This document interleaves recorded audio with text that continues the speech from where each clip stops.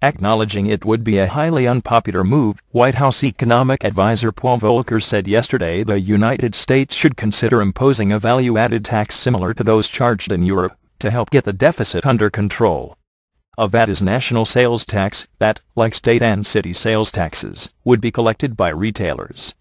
Volcker, at the New York Historical Society, told a panel on the global financial crisis that Congress might also have to consider new taxes on carbon and energy. The president has passed historic tax cuts for middle-class families and continues to push for more tax cuts. The president is not proposing to cut the deficit at the expense of middle-class families, said a White House official asked for comment. The VAT suggestion was immediately met with outrage by Republicans. It shouldn't surprise anyone that the Obama White House would advocate a European-style tax to help finance their European-style government health care plan, said Brian Walsh, a spokesman for the National Republican Senatorial Campaign Committee. When you hear things like this, though, it's almost as if the Democrats think the American people will forget that we're in this situation because of their reckless spending agenda.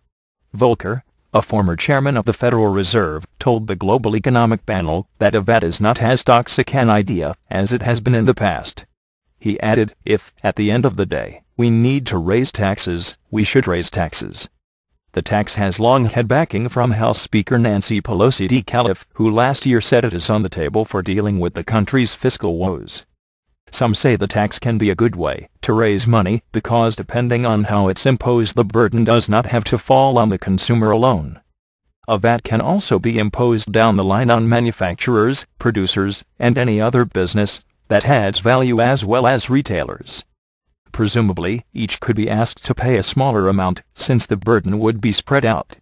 Also, since the government would be collecting at each step of the manufacturing process, if a retailer cheated, the taxman wouldn't be left completely in the cold, because levies would have been collected at earlier steps leading up to the sale. A major reason the tax is so hated is that it does not eliminate sales taxes, but is charged on top of them.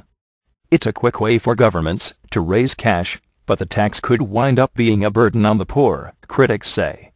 The VAT idea has percolated in Washington over the years, but lawmakers have always resisted it. The U.S. budget deficit is expected to reach $1.5 trillion in fiscal 2010,